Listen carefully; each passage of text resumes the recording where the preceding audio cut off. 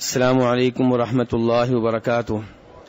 ان الحمد للہ نحمده ونستعینه ونستغفره ونعوذ باللہ من شرور انفسنا ومن سیئات اعمالنا من يهده الله فلا مضل له ومن يضلل فلا هادي له. اشهد ان لا اله الا الله وحده لا شريك له وأشهد أن محمدا عبده ورسوله. أما بعد فإن خير الحديث كتاب الله وخير الهدي هدي محمد صلى الله عليه وسلم وشر الأمور محدثاتها وكل محدثة بدعة وكل بدعة ضلالة وكل ضلالة في النار. ہر قسم کی حمد و ثنا اللہ تبارک و تعالی کے لیے اور بے شمار درود و سلام ہوں جناب نبی اکرم صلی اللہ علیہ وسلم کی ذات اقدس پہ. سعودی عرب میں اس بات کا بہت اہتمام کیا جاتا ہے کہ انسان شرک سے بچا رہے، اگرچہ شرک کے ساتھ ساتھ دیگر گناہوں سے بھی بچنے کی ہر ممکن کوشش کرنی چاہیے، لیکن جس قدر شرک سے بچنا ضروری ہے اتنا دوسرے گناہوں سے نہیں، کیونکہ جو شرک کے اوپر فوت ہو گیا وہ سیدھا جہنم میں جائے گا، اس کے لیے بچنے کا کوئی راستہ نہیں ہے. اور جو دیگر گناہوں میں ملوث ہوا اور توبہ کیے بغیر فوت ہو گیا تو کہیں نہ کہیں یہ چانس موجود ہے کہ رب العالمین اسے معاف کر دیں، یا انبیاء کرام علیہم الصلوۃ والسلام کی شفاعت اس کے کام آ جائے. اس لیے میرے بھائیوں سب سے زیادہ توجہ شرک سے بچنے پہ دینی چاہیے. آپ اندازہ کریں کہ شرک سے بچنا کتنا ضروری ہے کہ آج ہی میں ایک روایت پڑھ رہا تھا جسے اتنا ضروری ہے کہ جناب انس ابن مالک کہتے ہیں رضی اللہ تعالیٰ عنہ، ترمذی شریف کی روایت ہے، لم یکن شخص احب الیہم من رسول اللہ صلی اللہ علیہ وسلم، کہ صحابہ کرام کو جتنی محبت نبی علیہ الصلوۃ والسلام سے تھی کسی اور سے نہیں تھی. اس کے باوجود جب آپ تشریف لاتے صحابہ کرام کھڑے نہیں ہوتے تھے. یہ کون کہہ رہا ہے؟ صحابی. کون سے صحابی کہہ رہے ہیں؟ انس ابن مالک رضی اللہ تعالیٰ عنہ، آپ کے خادم، بلکہ آپ کے خاص خادم. اور روایت کس کتاب کی ہے؟ جی آپ میرے ساتھ نہیں ہے لگتا ہے. ترمذی شریف کا حوالہ دے رہا ہوں. ترمذی شریف کا حوالہ ہے. یہ نئی کتاب ہے کہ پرانی کتاب ہے؟ پرانی کتاب ہے. صرف سعودیہ میں پائی جاتی ہے کہ آپ کے ملک میں بھی ہے؟ تقریباً ہر اچھے عالم دین کے پاس حدیث کی کتاب موجود ہے اور سند درست ہے. میرے بھائیو، ایک ہے کسی سے مسافہ لینے کے لیے کھڑا ہونا، معانقہ کرنے کے لیے کھڑا ہونا، اور ایک یہ ہے کہ کوئی آئے آپ اس کے احترام میں کھڑے ہو جائیں، تعظیم کے طور پہ کھڑے ہو جائیں، جیسا کہ عدالتوں میں ہوتا ہے کہ جج صاحب آئے سب کھڑے ہو گئے. سلام لینے کے لیے نہیں، مسافہ کرنے کے لیے نہیں، معانقہ کرنے کے لیے نہیں، تعظیم کے طور پہ جب وہ بیٹھیں گے تب بیٹھیں گے. یہ چیز صحابہ کرام میں نہیں تھی. نبی علیہ الصلوۃ والسلام کے لیے کھڑے نہیں ہوتے تھے. کیوں؟ کہتے ہیں اس لیے کہ آپ اس حرکت کو پسند نہیں کرتے تھے. کون پسند نہیں کرتے تھے؟ تو کیا کسی کے لیے کھڑے ہو جانا تعظیم کے طور پہ شرک ہے؟ نہیں، شرک نہیں ہے. شرک کی طرف لے جانے والا راستہ ہے. آپ نے وہ راستے بھی بند کر دیے جو شرک نہیں تھے، شرک کا سبب بننے والے تھے. تو اس قدر احتیاط ہے میرے بھائیوں توحید و شرک کے معاملے میں. تو میں کئی دنوں سے آپ کے سامنے درس دے رہا ہوں اس کتاب پہ جس کا موضوع توحید و شرک ہے. کتاب کا نام کیا ہے؟ کتاب کا نام کیا ہے؟ القواعد الاربع. کتاب کا نام کیا ہے؟ توحید و شرک کے بارے میں کتاب ہے. کتاب کا نام کیا؟ القواعد الاربع. یہ وہ کتاب ہے جو مسجد نبوی میں پڑھائی جاتی ہے، حفظ کروائی جاتی ہے. کس مسجد میں؟ عصر کے بعد، مغرب کے بعد، عشاء کے بعد آپ ادھر نکل جائیں، بہت سے حلقے لگے ہوتے ہیں. کسی حلقے میں قرآن پاک پڑھایا جا رہا ہوتا ہے اور کسی حلقے میں یہ کتابیں پڑھائی جا رہی ہوتی ہیں. ان میں سے کتاب یہ القواعد الاربع، تاکہ لوگ شرک سے دور رہ سکیں. شرک سے تب بچ سکیں گے جب آپ کو پتا ہوگا شرک کسے کہتے ہیں. تو مؤلف نے اس کتاب میں 4 اصول بتائے ہیں. کتنے اصول؟ 4 اصول بتائے ہیں. پہلے نمبر پہ مؤلف نے یہ بتایا کہ نبی علیہ الصلوۃ والسلام کے زمانے کے جو مشرک تھے وہ یہ مانتے تھے کہ خالق اللہ ہے، مالک اللہ ہے، رازق اللہ ہے، پھر بھی مشرک کے مشرک تھے. کیوں؟ کیونکہ یہ مان لینا کہ خالق اللہ ہے، مالک اللہ ہے، رازق اللہ ہے، یہ کافی نہیں ہے. یہ بھی ماننا پڑے گا کہ ہر طرح کی عبادت کا حقدار بھی وہ تنہا اللہ ہے. ہر سجدے کا حقدار تنہا، ہر رکوع کا حقدار تنہا اللہ ہے. جس کے نام پہ بکرا ذبح کیا جائے وہ ایک اللہ ہے، کوئی اور نہیں ہے. سارے بکرے اسی کے نام پہ ذبح ہوں گے. یہ نہیں کہ سارے بکرے اس کے نام پہ، لیکن کبھی کبھی شیخ عبد القادر جیلانی رحمہ اللہ کے نام پہ بھی یہ شرک ہوگا. طواف جب بھی کیا جائے گا اس کے گھر کا کیا جائے گا. منت جب بھی مانی جائے گی اس کے نام پہ مانی جائے گی. تو میرے بھائیوں، پہلا اصول یہ ہے کہ آپ علیہ الصلوۃ والسلام کے زمانے کے کافر اور مشرک یہ مانتے تھے کہ خالق، مالک اور رازق کون ہے. جب یہ بات آپ کو معلوم ہو جائے گی تو پھر آپ کو پتا چلے گا کہ اصل شرک کیا ہے اور توحید کسے کہتے ہیں. دوسرا اصول مؤلف نے یہ بیان کیا کہ آپ علیہ الصلوۃ والسلام کے زمانے کے جو مشرک تھے وہ جو شرک کرتے تھے وہ شرک یہ نہیں تھا کہ وہ سمجھتے ہوں کہ ہمارے بزرگ اللہ کے برابر کے ہیں.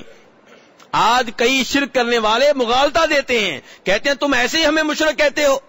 ہم تو قبر والوں کو اللہ کے برابر کا نہیں سمجھتے. ہم تو سمجھتے ہیں کہ اصل اللہ ہے، یہ اللہ کے ہاں بزرگ ہیں، اللہ سے لے کر دیتے ہیں، یہ سفارشی ہیں، یہ اللہ کے قریب کر دیتے ہیں، یہ سیڑھی ہیں، یہ وسیلہ ہیں، یہ ذریعہ ہیں. اس کتاب کے مؤلف نے قرآن پاک کی آیات پیش کر کے بتایا کہ نبی علیہ السلام کے زمانے کے جو مشرک تھے ان کا بھی عقیدہ یہ تھا کہ اللہ کے سوا جن کو پکارتے ہیں یہ اصل نہیں ہے، یہ بزرگ ہیں، اللہ کے قریب کر دیتے ہیں. والذین اتخذوا من دونه اولیاء ما نعبدهم الا ليقربونا الى الله زلفى ويقولون هؤلاء شفعاؤنا عند الله. تیسرا اصول کتاب کے مؤلف نے یہ بیان کیا کہ نبی علیہ الصلوۃ والسلام کے زمانے کے جو کافر اور مشرک تھے وہ اللہ کے ساتھ اوروں کو شریک ٹھہراتے تھے. تو جن کو شریک ٹھہراتے تھے وہ صرف بت نہیں ہوتے تھے، کیونکہ آج یہ بھی مغالطہ ہے نا. آج کلمہ پڑھ کے شرک کرنے والے کئی لوگ کہتے ہیں لو جی شرک والی ایتیں ہمارے اوپر پڑھتے ہو، وہ تو ایتیں بتوں کے بارے میں ہیں، وہ بزرگوں کے بارے میں نہیں ہیں. تو کتاب کے مؤلف نے قرآن پاک کی بہت سی آیتیں آپ کے سامنے رکھیں اور بتایا کہ آپ علیہ الصلوۃ والسلام کے زمانے کے کافر اور مشرک جو اللہ کے ساتھ اوروں کو شریک ٹھہراتے تھے وہ درختوں کی عبادت بھی کرتے تھے، وہ پتھروں کی عبادت بھی کرتے تھے، وہ فرشتوں کی بھی کرتے تھے، وہ جنوں کی بھی کرتے تھے، وہ نبیوں کی بھی کرتے تھے، وہ صالحین اور اولیاء کی بھی کرتے تھے. خلاصہ کلام یہ ہے شرک شرک ہے. چاہے آپ اللہ کے ساتھ کسی اور کو پکاریں تو وہ پتھر ہو، چاہے درخت ہو، چاہے کوئی نبی ہو، چاہے کوئی ولی ہو، چاہے کوئی شہید ہو، چاہے کوئی جن ہو، چاہے کوئی فرشتہ ہو. اور آج اس کتاب کا آخری اصول، چوتھا اصول وہ کیا ہے؟ کتاب کے مؤلف کہتے ہیں ان مشرکی زماننا اغلظ شرکا من الاولین، کہ ہمارے زمانے کے جو مشرک ہیں یہ پہلے زمانے کے مشرکوں سے زیادہ گئے گزرے ہوئے ہیں. ہمارے زمانے کے جو مشرک ہیں یہ شرک کے لحاظ سے، کس لحاظ سے؟ شرک کے اعتبار سے، شرک کے لحاظ سے پہلے مشرکوں سے زیادہ سخت ہیں، ان سے زیادہ آگے نکلے ہوئے ہیں.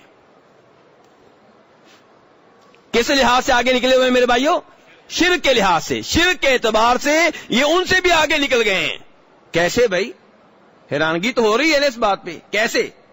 تو وہ کہتے ہیں اس طرح لأن الأولین یشرکون فی الرخاء ویخلصون فی الشدہ ومشرکو زماننا شرکہم دائم فی الرخاء والشدہ، کہ پہلے زمانے کے جو مشرک تھے وہ جب خوشحال ہوتے، جب اسودہ حال ہوتے، جب پوزیشن بہتر ہوتی، تب اللہ کی بھی عبادت کرتے، اللہ کے ساتھ ساتھ اوروں کو بھی شریک ٹھہرا لیا کرتے تھے۔ لیکن جب پھنس جاتے، جب مصیبت آتی، جب سمندر میں ہوتے، جب کشتی ڈوبنے لگتی، جب جان نکلنے لگتی، تب اوروں کو چھوڑ کر صرف اللہ کو پکارتے تھے۔ مشکل حالات میں کس کو پکارتے تھے؟ اللہ کو نہیں، صرف اللہ کو۔ مشکل حالات میں کس کو پکارتے تھے؟ صرف اللہ کو۔ اور کتاب کے مؤلف کہتے ہیں آج کا مشرک مصیبت میں پھنسا ہوا ہو تب بھی اللہ کے ساتھ اوروں کو پکار رہا ہوتا ہے، کشتی ڈوبنے لگتی ہے تب بھی کہہ رہا ہوتا ہے یا علی مدد، یا شیخ عبد القادر جیلانی مدد، تب بھی اوروں کو پکار رہا ہوتا ہے۔ اس لحاظ سے آج کا مشرک پہلے زمانے کے مشرکوں سے کہیں آگے نکل چکا ہے۔ پہلے زمانے کے مشرک مشکل اوقات میں کس کو پکارتے تھے؟ صرف اللہ کو۔ کس کو پکارتے تھے؟ صرف اللہ کو۔ اور آج کا مشرک مشکل حالات میں بھی اللہ کے ساتھ شرک کرتا ہے۔ دلیل کیا ہے؟ کہتے ہیں اللہ تعالی نے فرمایا فَإِذَا رَكِبُوا فِي الْفُلْكِ، سورہ عنکبوت ہے، فَإِذَا رَكِبُوا فِي الْفُلْكِ، کہ جب یہ لوگ کشتیوں میں سوار ہوتے ہیں۔ کون؟ کس زمانے کے مشرک؟ نبی علیہ السلام کے زمانے کے مشرکین کی بات ہو رہی ہے کہ جب یہ کشتیوں میں سوار ہوتے ہیں دعوا اللہ، تو اللہ کو پکارتے ہیں۔ کس کو پکارتے ہیں؟ اللہ کو پکارتے ہیں۔ مخلصین لہ الدین، خالص کرتے ہوئے عبادت کو اس کے لیے، یعنی کہ صرف اللہ کو پکارتے ہیں۔ فلما نجاہم الی البر، جب اللہ تعالیٰ ان کو بچا لیتا ہے، خشکی میں لے آتا ہے، سمندر سے باہر آ جاتے ہیں، اذا ہم یشرکون، پھر اچانک شرک کرنے لگتے ہیں۔ یہ اچانک کیوں کہا اللہ تعالیٰ نے؟ اچانک کیوں کہا میرے بھائیوں؟ اس لیے کہ جو آدمی مشکل حالات میں صرف اللہ کو پکارے اور کہے یا اللہ آج بچا لے، آئندہ تیری عبادت کریں گے، اب چاہیے یہ تھا کہ خشکی میں آ کے اللہ کا شکر ادا کرتا، پوری زندگی اسی ایک اللہ کو پکارتا، امید یہ رکھی جاتی ہے شکر کی، لیکن وہ شرک کرتا ہے۔ وہ شکر کے بجائے کیا کرتا ہے؟ شرک کرتا ہے۔ یہ چیز کی امید نہیں تھی، اچانک پتہ لگتا ہے لو جی یہ تو یہاں شرک کر رہا ہے۔ یہی کچھ اللہ تعالیٰ نے ایک اور جگہ پہ بیان کیا، فرمایا وَإِذَا مَسَّكُمُ الضُّرُّ فِي الْبَحْرِ ضَلَّ مَن تَدْعُونَ إِلَّا إِيَّاهُ فَلَمَّا نَجَّاكُمْ إِلَى الْبَرِّ أَعْرَضْتُمْ، کہ جب سمندر میں ہوتے ہو، جب مصیبت آنے لگتی ہے، جب کشتی ڈوبنے لگتی ہے، جب غرق ہونے لگتے ہو، جب طوفان میں پھنس جاتے ہو، جب تیز آندھی کا شکار بن جاتے ہو، تب کیا کرتے ہو؟ ظل من تدعون الا اياه، اللہ کے سوا جن کو پکارتے ہو وہ تمہیں بھول جاتے ہیں، ایک اللہ یاد رہتا ہے۔ مشکل اوقات میں کون یاد آتا ہے؟ ایک اللہ۔ یہ پرانے مشرکین کی بات ہو رہی ہے، اور آج کا مشرک وہ آپ کے سامنے ہے میرے بھائیوں۔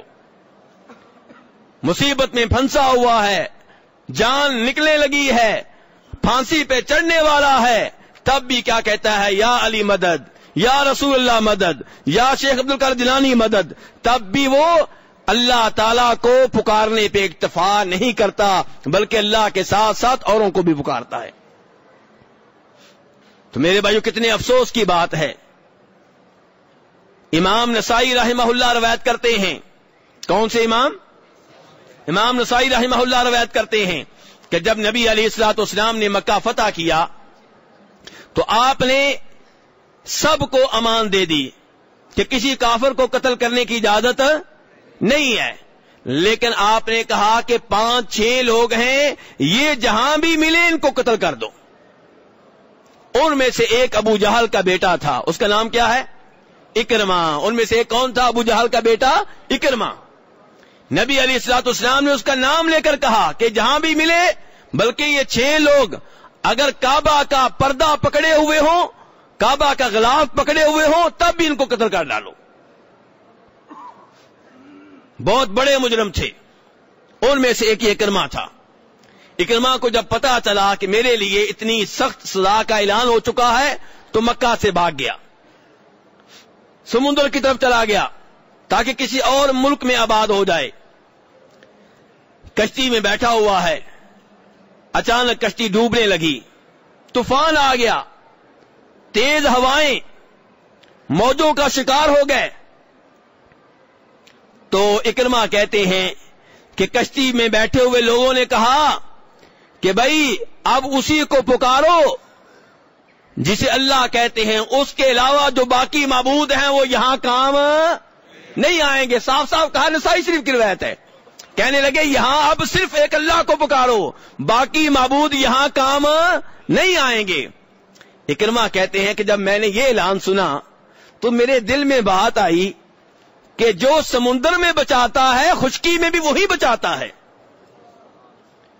جو سمندر میں کشتی کو ڈوبنے سے بچاتا ہے، طوفان سے بچاتا ہے، باہر بھی وہی بچاتا ہے۔ اور پھر میں نے کہا یا اللہ اگر تو نے آج مجھے بچا لیا تو میرا تو اس سے وعدہ ہے کہ میں نبی علیہ الصلوۃ والسلام کو نبی مان لوں گا اور ان کے ہاتھ پہ بیعت کر لوں گا۔ اکرمہ کہتے ہیں اللہ نے مجھے بچا لیا اور پھر میں نبی علیہ الصلوۃ والسلام کے پاس آیا اور آپ کے ہاتھ پہ بیعت کر لی اور مسلمان ہو گیا اور آپ نے میرا اسلام قبول کر لیا۔ اس سے ایک تو یہ معلوم ہوا کہ اسلام قبول کر لینے سے بڑے جرم معاف ہو جاتے ہیں۔ یہ نبی علیہ الصلوۃ والسلام کا گستاخ تھا، آپ کی توہین کرنے والا تھا، لیکن جب سزا ملنے سے پہلے کلمہ پڑھ لیا، آپ کے ہاتھ پہ بیعت کر لی، آپ نے اس کا بھی اسلام قبول کر لیا۔ اور میرے بھائیوں اس سے یہ پتا چلا کہ وہ لوگ واقعی جیسا کہ قرآن نے کہا ہے کہ مصیبت کے اوقات میں سمندر میں جب کشتی پھنسنے لگتی تھی، ڈوبنے لگتی تھی، تب کس کو پکارتے تھے؟ ایک اللہ کو پکارتے تھے، لیکن بعد میں مکر جاتے تھے اور شرک کرتے تھے، اللہ کے ساتھ ساتھ اوروں کو بھی پکارتے تھے۔